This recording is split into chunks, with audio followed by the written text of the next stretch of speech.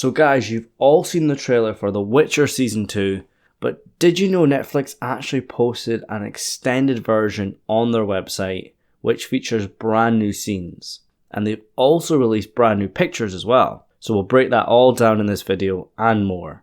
But also go and check out my full breakdown for the trailer. I will leave a link to that. So yeah, on the Netflix website they posted the trailer, but there's more footage. There's one extended scene where Geralt fights the Mitchell brothers, and that's cool and all that, but there's not much to say. What's really important is the two brand new scenes featuring Triss and Rience. And what I've noticed from the trailer is everybody's playing with fire now. Frangilla and the Nilfgaardians, Yennefer, Stregobor, and now Triss and Rience. Whereas Netflix outright said fire magic was banned by the Brotherhood of Sorcerers, alongside demonology and necromancy. They accused Frangilla Vigo and the Nilfgaardians of using the banned magical arts, because it seems like fire and the other banned magical arts requires great sacrifice. Like, all magic requires some sort of sacrifice, but fire seems to actually destroy the caster. Like, the Nilfgaardian mages were turned to ash when using these fire spells. A simple fireball turned them to ash, and we saw the Nilfgaardians use fire to dominate the north, before Yennefer fought fire with fire and turned the table. But that spell definitely took a huge toll on her body, and that's going to result in her capture in Season 2. But that just shows you how powerful Yennefer is to survive a spell like that. But now everybody's casting fire. Perhaps everybody's saying, fuck it, we're all going to do it now because they're doing it. But what about the cost? Netflix established a cost for fire magic, but now everyone's doing it. But perhaps the more powerful mages like Yennefer, Frangilla, Stregobor and Triss, Rience, they don't have to kill themselves to use fire. It seems like everybody's casting fire now. It's like a Super Saiyan fire sale. Or maybe it's just like in Harry Potter, where the Ministry of Magic allows its Aurors to use the 3 unforgivable curses during the First Wizard War to fight Voldemort and his Death Eaters, because they're using the unforgivable curses, and the spells the Aurors are using are just not good enough. The governing body, which at this time is the Brotherhood of Sorcerers, has allowed the use of fire magic under extreme circumstances. But everybody's a fire star now, and Geralt has his Igni sign. That's one of his main signs in the books and the games. So who knows what's going on with fire. But the show did take a different approach with its fire-based magic, and I kind of get that, but at the same time, I get demonology and necromancy, but why fire? To outright ban it on the show? Don't get that, to be honest. If you remember back to the books, when Yennefer is training Ciri about magic, she forbids her to use fire as the source of magic, as it's incredibly dangerous. So that's likely where the concept on the show of banning fire magic comes from. But there must be a difference between manipulating fire and creating out of thin air. Like, if a mage just simply moved the fire with their hand, is that the same as actually creating it out of thin air? Requiring a huge sacrifice? Is that banned? Perhaps Triss, Stregobor and Rience are only manipulating fire from established flames, they're not actually creating it. I can see that happening for Triss, but for Stregobor and Rience, no, they must be creating the fire. And Stregobor is definitely up to no good, whatever he's doing. We were told in Season 1 magic comes with a price, and I feel the show's kind of backed themselves into a corner here with fire magic. I get necromancy, I get demonology, but fire? The Nilfgaardian mages created fire out of thin air, but Yennefer actually used the fire that was burning the buildings as a source. So maybe creating fire out of thin air is what killed them. That was the cost, their life. But Yennefer's cost, which, even though it took a great toll on her body, was the flames already on the battlefield. And that's why she didn't die. But it does cause her to black out and left her with some nasty injuries. But then again, we can argue Yennefer is probably far more powerful than Frangilla's pawns. And it was kind of like a 1 in a million chance of happening. It was kind of like a Daenerys Targaryen arising from the flames moment. All the factors were in play. She could probably never do it again. But yeah, honestly, this show it's totally backed itself in a corner here.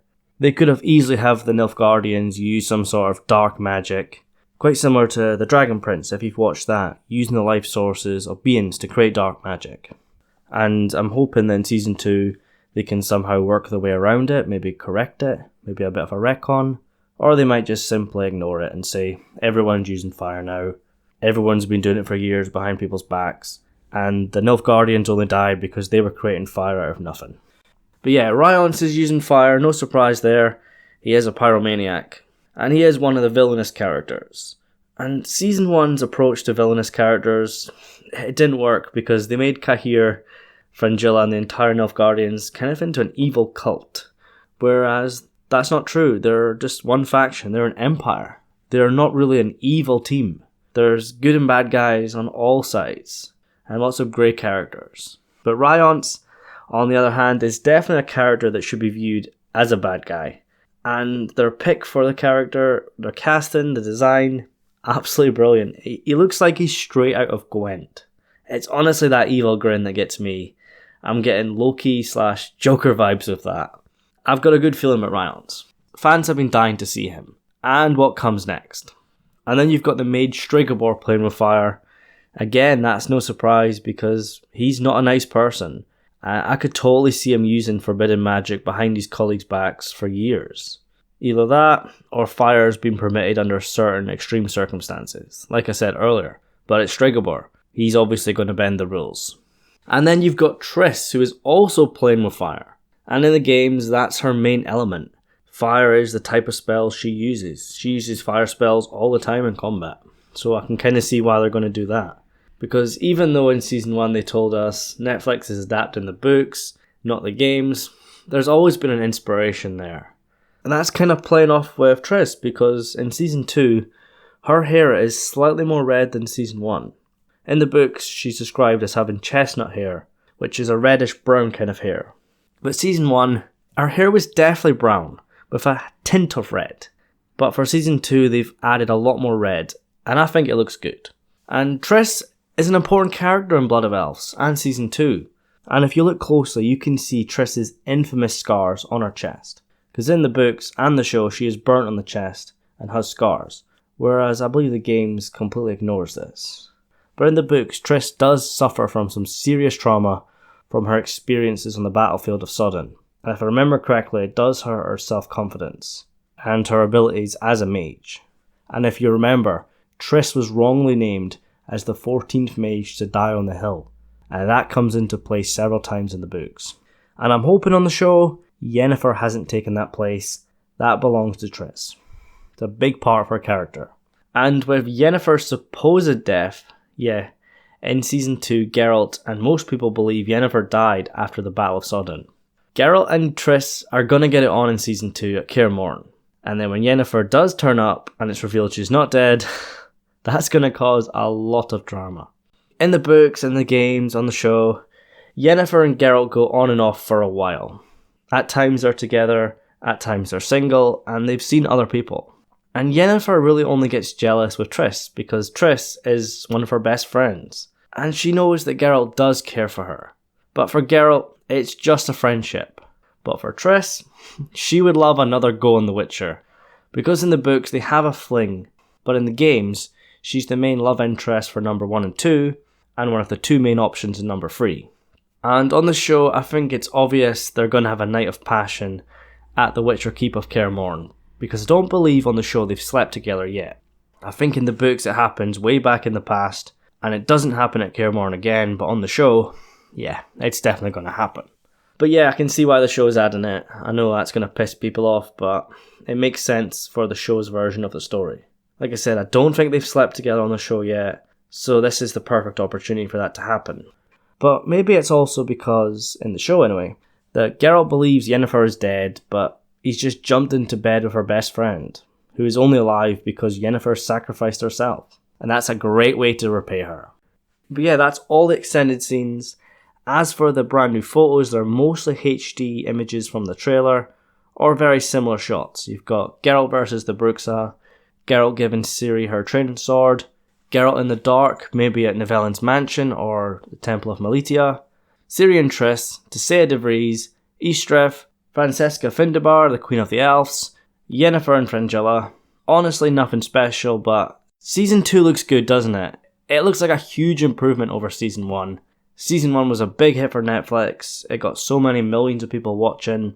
Yeah, Season 2's got a far bigger budget, and the production value is through the roof compared to Season 1. From the makeup, the costumes, the creature designs, all the special effects, and everything else. Let's just hope the characters and the plot keep up with that. But yeah, definitely hyped for this show. Can't wait for December the 17th. But for now, make sure you post your thoughts on the extended trailer, the brand new photos, or anything Witcher related. And if you've got any requests for Witcher videos, or anything else I cover on the channel, or anything new, make sure you post down below. But yeah guys, thank you so much for watching. Subscribe for more videos, and I'll see you soon.